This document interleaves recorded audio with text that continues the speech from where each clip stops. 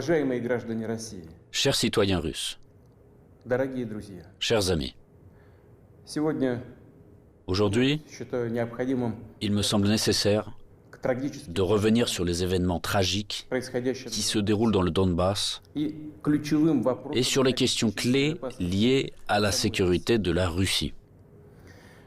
Начну с того, о чем говорил. Je vais commencer par ce que j'ai dit dans mon discours du 21 février de cette année. Речь о том, что вызывает у нас Je me réfère à ce qui nous préoccupe particulièrement, о тех à savoir les menaces fondamentales que font peser sur notre pays de manière démesurée et arrogante, pas à pas, année après année, les hommes politiques occidentaux irresponsables.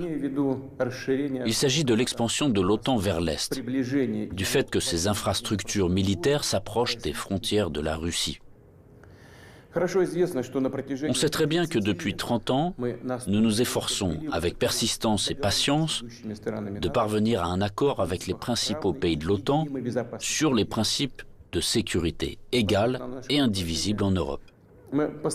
En réponse à nos propositions, ça n'a toujours été que soit des tromperies et des mensonges cyniques, ou des tentatives de pression et de chantage, alors que l'Alliance Atlantique, malgré toutes nos protestations et préoccupations, ne cesse de s'élargir. La machine de guerre est en marche, et, je le répète, elle s'approche très près de nos frontières. Pourquoi tout cela arrive-t-il? Pourquoi cette attitude arrogante consistant à parler dans l'optique de sa propre exclusivité, infaillibilité et permissivité? D'où vient cette attitude indifférente et dédaigneuse à l'égard de nos intérêts et de nos demandes absolument légitimes? La réponse est claire. Tout est clair et évident. L'Union soviétique s'est affaiblie à la fin des années 80, puis elle s'est effondrée.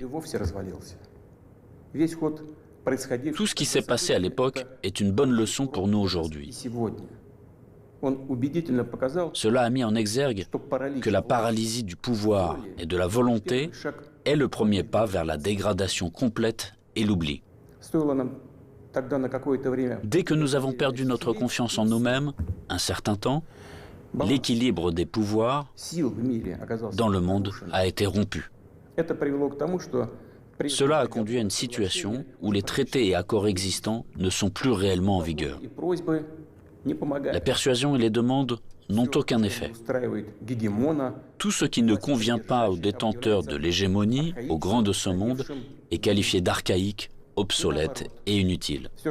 Et inversement, tout ce qui leur semble avantageux est présenté comme la vérité ultime, est imposé à tout prix, de manière insolente, par tous les moyens. Ceux qui ne sont pas d'accord finissent à genoux. Ce dont je parle maintenant ne concerne pas seulement la Russie, et nous ne sommes pas les seuls à être préoccupés par cela. Il s'agit de l'ensemble du système de relations internationales, et parfois même les alliés des États-Unis eux-mêmes. Après l'effondrement de l'URSS, le monde a été de fait remodelé et les normes établies du droit international, dont les principales, fondamentales, ont été adoptées à la fin de la Seconde Guerre mondiale et ont largement consolidé ces résultats, ont commencé à gêner ceux qui se sont déclarés vainqueurs de la guerre froide. Bien sûr, dans la vie pratique, dans les relations internationales, dans les règles pour les organiser, il était nécessaire de prendre en compte les changements de la situation dans le monde et de l'équilibre même des forces. Mais cela aurait dû être fait de manière professionnelle, progressivement, avec patience, en prenant en compte et en respectant les intérêts de tous les pays et en pleine conscience de leurs responsabilités.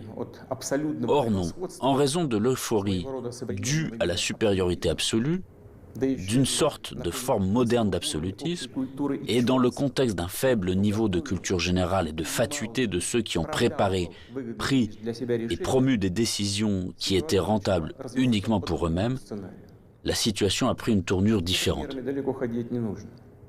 Voici des exemples tout trouvés. Tout d'abord, sans aucune autorisation du Conseil de sécurité de l'ONU, ils ont mené une opération militaire sanglante contre Belgrade. Ils ont utilisé des avions, des missiles en plein cœur de l'Europe. Plusieurs semaines de bombardements continus sur des villes pacifiques, sur des infrastructures vitales. Il est nécessaire de rappeler ces faits, car certains collègues occidentaux n'aiment pas se souvenir de ces événements. Et quand nous en parlons, ils préfèrent faire référence non pas aux normes du droit international, mais aux circonstances qu'ils interprètent comme ils l'estiment nécessaires. Puis est venu le tour de l'Irak, de la Libye et de la Syrie. L'utilisation illégitime de la force militaire contre la Libye, la dénaturation de toutes les décisions du Conseil de sécurité de l'ONU sur la question libyenne ont conduit à la destruction complète de l'État, au fait qu'un énorme foyer de terrorisme international est apparu, au fait que le pays s'est trouvé plongé dans une catastrophe humanitaire dans l'abîme de la guerre civile qui a duré plusieurs années et se poursuit encore, la tragédie à laquelle des centaines de milliers, des millions de personnes ont été condamnées, non seulement en Libye, mais dans toute cette région, a provoqué un exode migratoire massif de l'Afrique du Nord et du Moyen-Orient vers l'Europe. Un sort similaire a été réservé à la Syrie. Les opérations militaires de la coalition occidentale sur le territoire de ce pays, sans le consentement du gouvernement syrien et sans la sanction du Conseil de sécurité de l'ONU, ne sont rien d'autre qu'une agression, une intervention. Cependant, l'invasion de l'Irak, qui n'avait aucun fondement juridique non plus, occupe une place particulière. Comme prétexte, ils ont choisi les prétendues informations fiables dont auraient disposé les États-Unis sur la présence d'armes de destruction massive en Irak. Pour preuve, le secrétaire d'État américain agitait publiquement devant le monde entier un tube rempli de poudre blanche assurant tout le monde qu'il s'agissait d'une arme chimique en cours de développement en Irak. Et puis il s'est avéré que tout cela était une manipulation, du bluff. Il n'y avait pas d'armes chimiques en Irak. C'est incroyable, surprenant, mais le fait est là. Il y a eu des mensonges au plus haut niveau étatique et du haut de la tribune de l'ONU. Et en conséquence de cela, il y a eu des sacrifices énormes, des destructions, une progression incroyable de terrorisme. En fait, on a l'impression que pratiquement partout, dans de nombreuses régions dans le monde, là où l'Occident vient mettre en place son ordre, cela se termine en blessures sanglantes qui ne cicatrisent pas, en plaies que sont le terrorisme international et l'extrémisme. Tout ce que j'ai évoqué en est l'exemple le plus flagrant, mais ce n'est en aucun cas le seul exemple du mépris du droit international. S'ajoutent à cela les promesses faites à notre pays de ne pas étendre l'OTAN d'un pouce vers l'Est. Je le répète, ils ont menti, ou en termes populaires, ils nous ont tout simplement arnaqués. Oui, on entend souvent dire que la politique est quelque chose de sale, peut-être, mais quand même pas à ce niveau-là. Après tout, un tel comportement de tricheur contredit non seulement les principes des relations internationales, mais surtout les normes de moralité et d'éthique généralement reconnues. Où sont la justice et la vérité ici? Ce ne sont que des mensonges et de l'hypocrisie.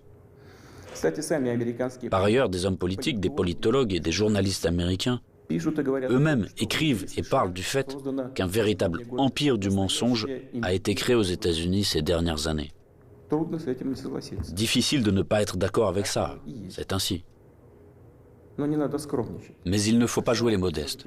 Les États-Unis restent un grand pays, une puissance avec un rôle moteur. Tous leurs satellites non seulement leur donnent raison, avec résignation et humilité, ils se joignent à leur rhétorique pour n'importe quelle raison, mais ils copient également leur comportement. Ils acceptent avec enthousiasme les règles proposées. Par conséquent, nous avons toutes les raisons d'affirmer avec certitude que l'ensemble de ce qu'on appelle le bloc occidental, formé par les États-Unis à leur image, est, dans cet ensemble, cet empire du mensonge. Quant à notre pays, après l'effondrement de l'URSS, malgré toute l'ouverture sans précédent de la nouvelle Russie moderne, la volonté de coopérer honnêtement avec les États-Unis et d'autres partenaires occidentaux, et dans les conditions d'un désarmement quasi unilatéral, Ils ont immédiatement essayé d'aller jusqu'au bout, de nous achever, de nous détruire complètement. C'est exactement ce qui s'est passé dans les années 90, au début des années 2000, lorsque l'Occident, dit collectif, a soutenu très activement le séparatisme et les gangs de mercenaires dans le sud de la Russie. Quels sacrifices, quelles pertes, tout cela nous a-t-il alors causé? Quelles épreuves avons-nous dû traverser avant de briser définitivement le terrorisme international dans le Caucase? Nous nous en souvenons et nous ne l'oublierons jamais. En fait, jusqu'à récemment, ils n'ont cessé de chercher à nous utiliser dans leurs propres intérêts, de détruire nos valeurs traditionnelles, de nous imposer leurs pseudo-valeurs, ce qui nous consumerait, nous, notre peuple, de l'intérieur. Ces attitudes qu'ils imposent déjà agressivement dans leur pays et qui conduisent directement à la dégradation et à la dégénérescence, car ils contredisent la nature humaine. Cela n'arrivera pas et personne n'y est jamais arrivé. Cela ne fonctionnera pas non plus maintenant.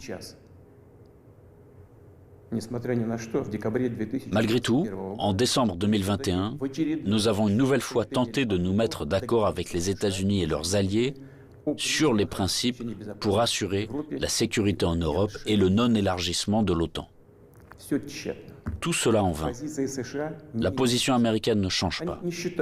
Ils ne considèrent pas comme nécessaire de négocier avec la Russie sur cette question clé pour nous. Ils poursuivent leurs propres objectifs et négligent nos intérêts. Et bien sûr, dans cette situation, nous nous demandons, que faire ensuite? À quoi s'attendre? L'histoire nous apprend qu'en 1940 et au début de 1941, l'Union soviétique a tenté d'empêcher, ou du moins de retarder, la guerre par tous les moyens. Pour ce faire, elle a essayé littéralement jusqu'à la dernière minute de ne pas provoquer un agresseur potentiel, n'a pas pris ou reporté les mesures les plus nécessaires et les plus évidentes visant à se préparer et repousser une attaque inévitable. Et les mesures qui ont finalement été prises étaient dramatiquement tardives. En conséquence, le pays n'était pas prêt à faire face à pleine capacité à l'invasion de l'Allemagne nazie qui attaquait notre patrie sans déclaration de guerre le 22 juin 1941. L'ennemi a été arrêté, puis écrasé, mais à un coût colossal. La tentative d'amadouer l'agresseur à la veille de la Grande Guerre patriotique s'est avérée être une erreur qui a coûté cher à notre peuple. Au cours des premiers mois de la guerre, nous avons perdu de vastes territoires stratégiquement importants et des millions de personnes. Nous ne ferons pas une telle erreur une deuxième fois. Nous n'en avons pas le droit. Ceux qui revendiquent la domination mondiale publiquement, en toute impunité et, je le souligne, sans aucune justification, nous déclarent, nous, la Russie, leur ennemi. En effet, ils disposent aujourd'hui de grandes capacités financières, scientifiques, technologiques et militaires.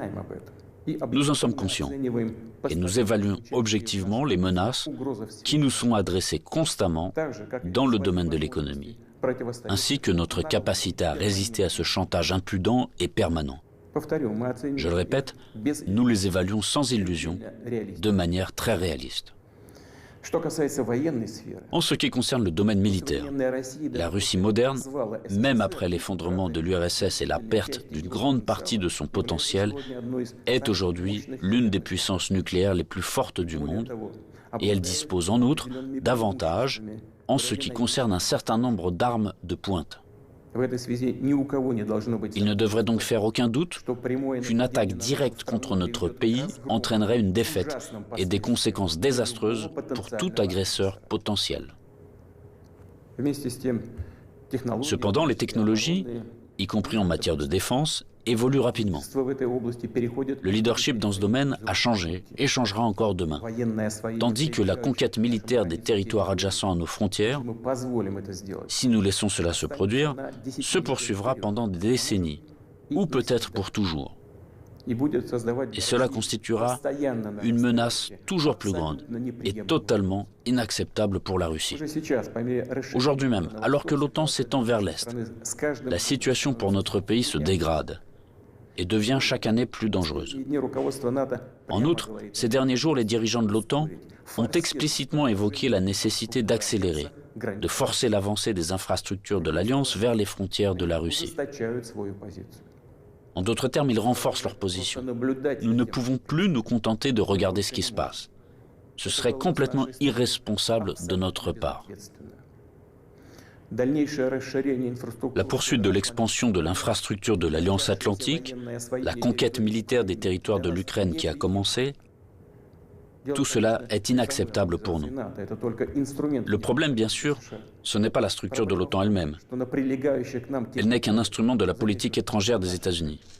Le problème est que sur les territoires qui nous sont adjacents, je vous le fais remarquer, sur nos propres territoires historiques, une anti-Russie est en train d'être créée, qui a été placée sous un contrôle extérieur total, qui est colonisée de manière active par les forces armées des pays de l'OTAN, et où il y a un afflux d'armes les plus modernes. Pour les États-Unis et leurs alliés, il s'agit de ce qui est qualifié de politique de dissuasion de la Russie, de dividendes géopolitiques évidents. Et pour notre pays, c'est finalement une question de vie ou de mort. La question de notre avenir historique en tant que peuple. Ce n'est pas une exagération, c'est la vérité. C'est une menace réelle, non seulement pour nos intérêts, mais pour l'existence même de notre État, pour sa souveraineté. C'est cette même ligne rouge dont on a parlé à plusieurs reprises. Ils l'ont franchie. Par conséquent, il faut parler de la situation dans le Donbass. Nous voyons que les forces qui ont effectué un coup d'État en Ukraine en 2014 ont pris le pouvoir et le conservent, de fait, à l'aide de procédures électorales décoratives et ont finalement renoncé à un règlement pacifique du conflit. Pendant 8 années infiniment longues, nous avons fait tout notre possible pour que la situation soit résolue par des moyens pacifiques et politiques. Tout cela en vain. Comme je l'ai dit dans mon précédent discours, on ne peut pas regarder sans compassion ce qui se passe là-bas. Il n'était tout simplement plus possible de supporter tout cela. Il était nécessaire de mettre fin immédiatement à ce cauchemar, au génocide des millions de personnes qui y vivent, dont le seul espoir est la Russie, dont le seul espoir est en nous. Ce sont ces aspirations, ces sentiments, la douleur des gens qui ont été pour nous le principal motif pour décider de reconnaître les républiques populaires du Donbass. Voilà ce qui me paraît important de souligner davantage. Les principaux pays de l'OTAN, pour parvenir à leurs propres objectifs, soutiennent en Ukraine les nationalistes extrêmes et les néo-nazis, qui à leur tour ne pardonneront jamais aux Criméens, aux habitants de Sébastopol, leur libre choix, à savoir la réunification avec la Russie. Bien sûr, ils iront en Crimée, tout comme dans le Donbass, portant la guerre, afin de tuer, tout comme les punisseurs des gangs de nationalistes ukrainiens, complices d'Hitler pendant la Grande Guerre patriotique, qui massacraient des personnes sans défense. Et ils déclarent aussi ouvertement revendiquer un certain nombre d'autres territoires russes. Tout le cours des événements et l'analyse des informations reçues montrent que l'affrontement de la Russie avec ses forces est inévitable. Ce n'est qu'une question de temps. Ils se préparent, ils attendent le moment favorable. Maintenant, ils revendiquent également la possession d'armes nucléaires. Nous ne laisserons pas faire ça. Comme je l'ai déjà mentionné auparavant, après l'effondrement de l'URSS, la Russie a accepté de nouvelles réalités géopolitiques. Nous respectons et nous traiterons avec respect tous les pays nouvellement formés dans l'espace post-soviétique. Nous respectons et respecterons leur souveraineté, comme en témoigne l'aide que nous avons apportée au Kazakhstan qui a fait face à des événements tragiques et à un défi lancé à son statut d'État et à son intégrité. Mais la Russie ne peut pas se sentir en sécurité, se développer, exister avec une menace constante venant du territoire de l'Ukraine contemporaine. Je rappelle que dans les années 2000-2005, nous avons riposté militairement aux terroristes du Caucase, défendu l'intégrité de notre État, préservé la Russie. En 2014, nous avons soutenu les Criméens et les résidents de Sébastopol. En 2015, nous avons utilisé les forces armées pour mettre un obstacle sûr à l'infiltration de terroristes de Syrie en Russie. Nous n'avions pas d'autre moyen de nous protéger. La même chose se produit à l'heure actuelle. On ne nous a tout simplement pas laissé d'autres possibilités de protéger la Russie, notre peuple, à l'exception de celles que nous devrons utiliser aujourd'hui. Les circonstances exigent que nous prenions des mesures décisives et immédiates. Les républiques populaires du Donbass ont demandé de l'aide à la Russie.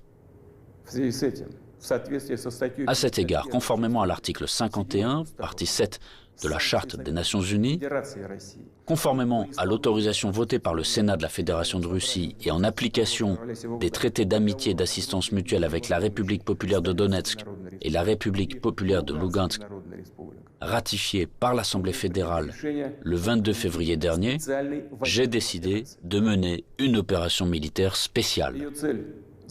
Son objectif est de protéger les personnes qui souffrent des abus et du génocide de la part du régime de Kiev depuis 8 ans.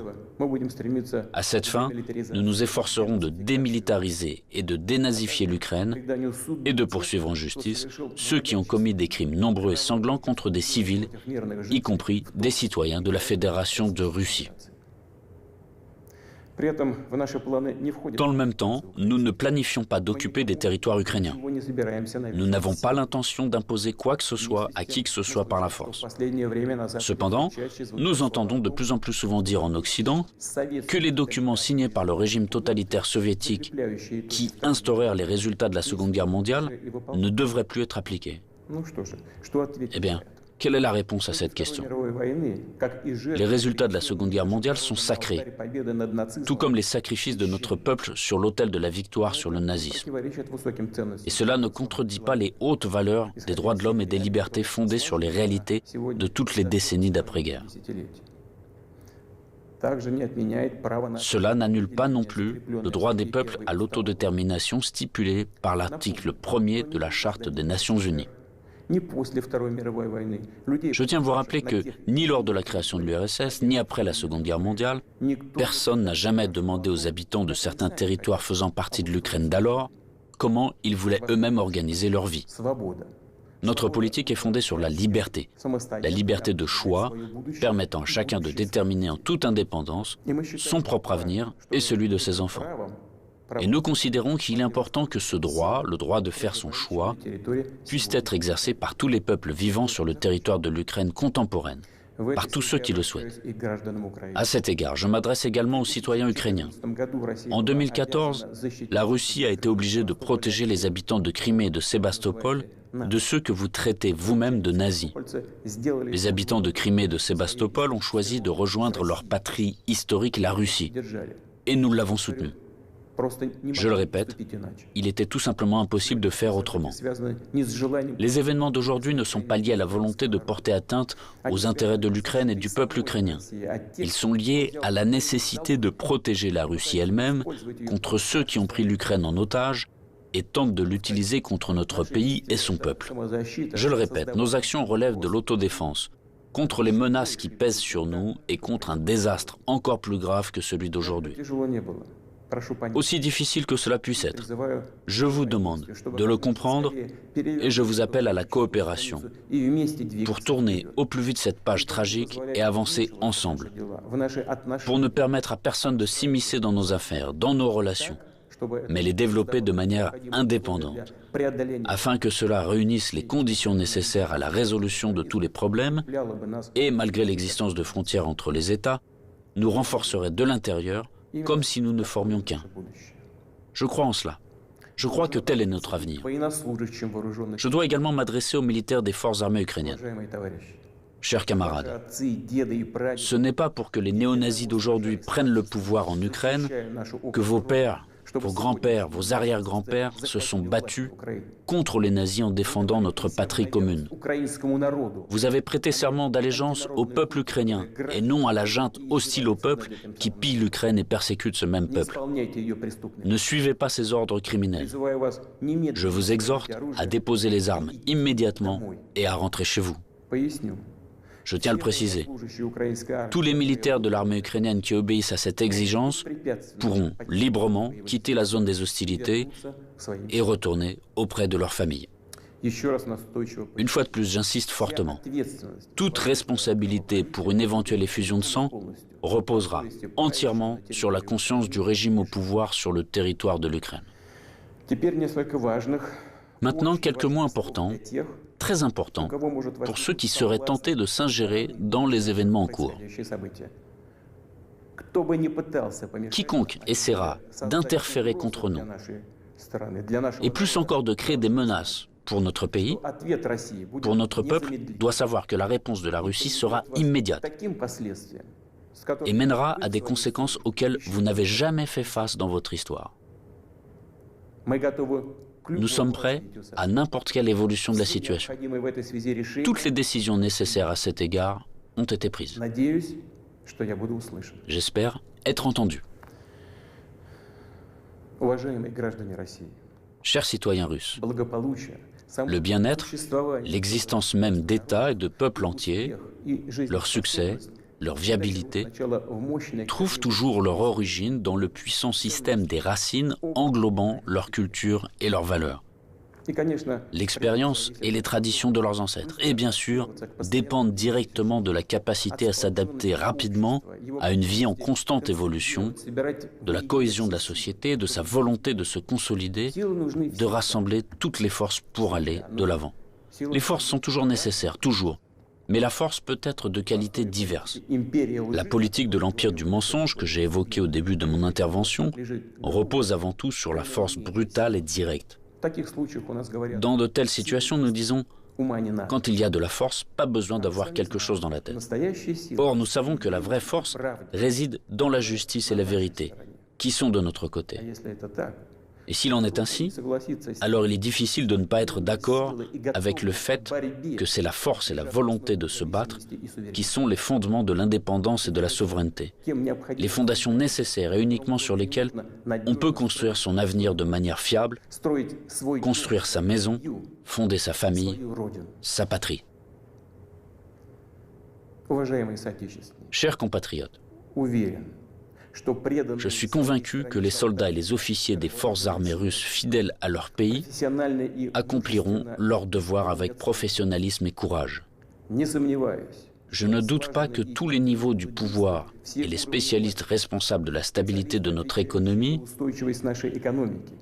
du système financier et du domaine social, ainsi que les dirigeants de nos entreprises et tous les milieux d'affaires russes travailleront d'une manière harmonieuse et efficace. Je compte sur une position consolidée patriotique de tous les partis représentés au Parlement et des forces publiques. Après tout, comme cela a toujours été dans l'histoire, le destin de la Russie se trouve entre les mains fiables de notre peuple multinational. Cela signifie que les décisions adoptées seront exécutées, que nos objectifs seront atteints et que la sécurité de notre patrie sera garantie d'une manière sûre. Je crois en votre soutien et en la force invincible que nous donne l'amour de la patrie.